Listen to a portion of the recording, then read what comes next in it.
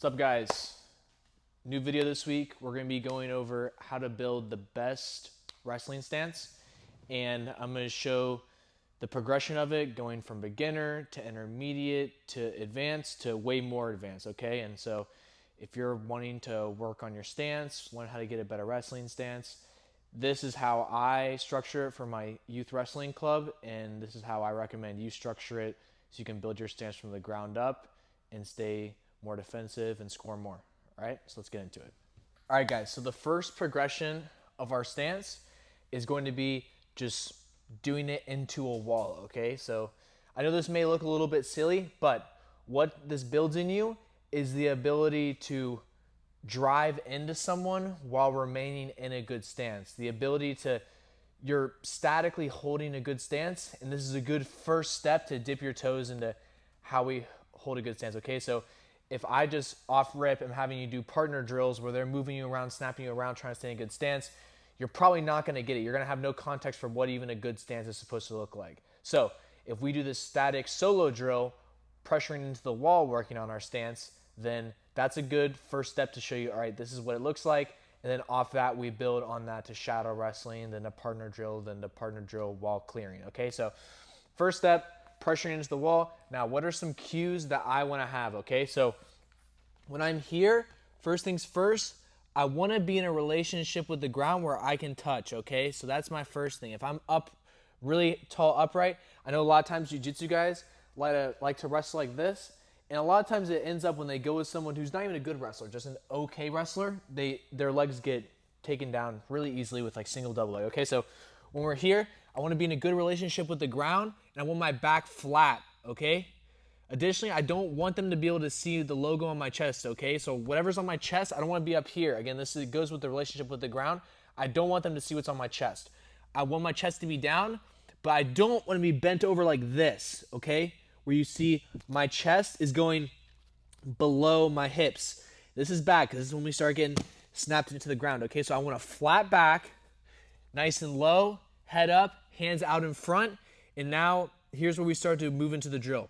I'm going to place my forehead on the mat with my head up, and I'm just going to be driving on the front balls of my feet in my stance, just holding this, okay? Holding this for as long as I can, keeping a nice, good relationship with the floor, head up, never head down like this, head up, my chest, okay? Nice, my back's flat. I'm not like exposing my chest. My hands are out in front. I'm just driving in. I can even start moving my feet a little bit, keeping a nice staggered stance, feet wide on the balls of my feet, driving in. I want to create tension in this, okay? I want my back flat. I want to be able to touch the ground, head up, okay? I can just move around here. Just stay in my stance right here, looking ahead. Nice relationship with the floor, staying in a good stance, all right? So that's the first step. Solo drill, building a good static stance on the wall. All right, y'all, now on to phase two. Once we have our static stance built, we understand the context of what a wrestling stance is supposed to look like, then we can start to move on to our shadow wrestling, okay? So now this is where we're going to be building off of that stance we just learned statically on the wall, but now it's gonna be a little bit more dynamic, okay? I'm gonna be going through my motions, my down blocks, my knee sprawls, my shots, okay? Snapping, faking, but all the while maintaining a good stance, okay? So again, just to reiterate, remember my stance, I want to be nice and low to where I can touch the ground, my back's flat, my head's up, and my hands are out in front, okay? I want to be up here, I don't want to be here, okay? And I want to be constantly moving around. Now since we're going to be moving in our stance, we should probably go over the footwork of how I should be moving my stance, okay? When I'm moving in my stance, I can square up and I can shuffle laterally, okay? If my stance is staggered, then I'm gonna be more so taking pivot steps, okay? Pivot step where my trail leg comes forward and I circle, or pivot step where my lead leg comes forward and I circle, okay? So that's how my footwork is going to be arranged. Moving square and then circling laterally, or bringing my trail leg forward, pivoting, bringing my lead leg forward and pivoting, okay? So that's what my footwork's gonna look like. Now, just an idea, this is what it should look like when I'm moving around my stance.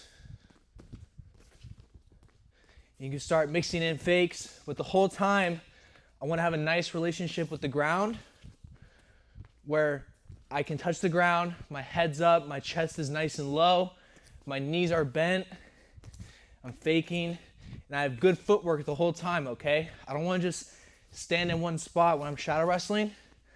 I want to be circling, switching direction, okay? I square up my feet and I circle.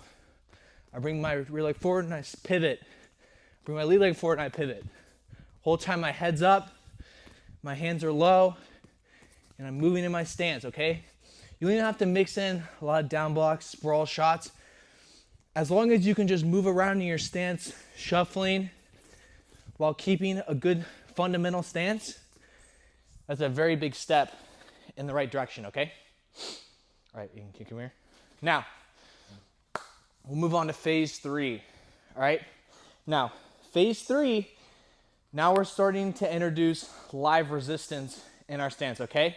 So, we were statically learning context, then we moved to shadow wrestling. How do we use this newfound context in an actual situation where I'm moving my feet, okay?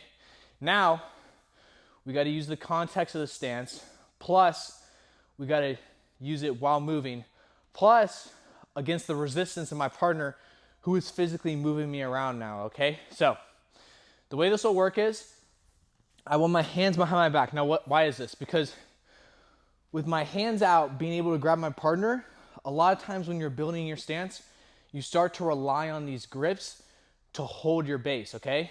It's gonna be really good for you to build your base by having strong legs, solid footwork, and a strong core. That's what you want to build your base off. You don't just want to rely on being able to hold on to someone, okay? That's not how you build a good base. So my partner comes out, and he's going to get a collar tie. He's going to grab my armpit. My hands are going to be behind my back, and I want to make sure I'm starting in a good stance.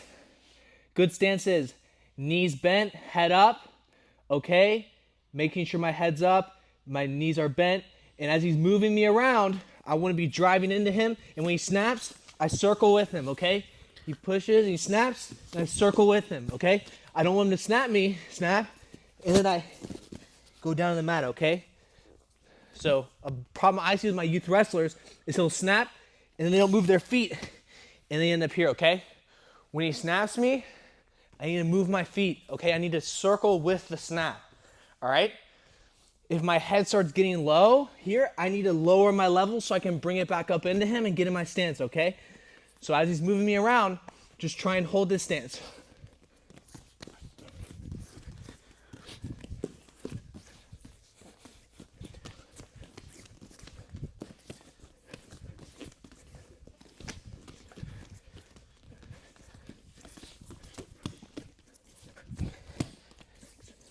So, the whole time he's moving me around, I'm holding my base, moving my feet, keep my core strong, my head's up, okay? These are some subtle cues that you want to look for. Keeping my back flat, all right? That's the next step, okay? Now, the final step, moving on from static context, using this newfound context in a solo drill, then introducing live resistance, is now gonna be, now I can start to introduce some hand fighting, okay? And you shouldn't be moving on to this stage of your stance development until you've mastered the first 3 steps, okay? If you can't stay in a good stance while your partner's moving around with your hands behind your back, it doesn't matter if you can clear the ties, okay? That means there's a break in your stance somewhere. So master the first 3 steps before you move on to the final step, okay? So, now, what do I mean by this? I'm gonna give Aiden inside position on me, and as he's moving me around, I'm going to be clearing the ties, staying in a stance. He's pushing, I'm clearing the ties. I'm staying in my stance. Clearing the ties, staying in my stance. Staying in my stance.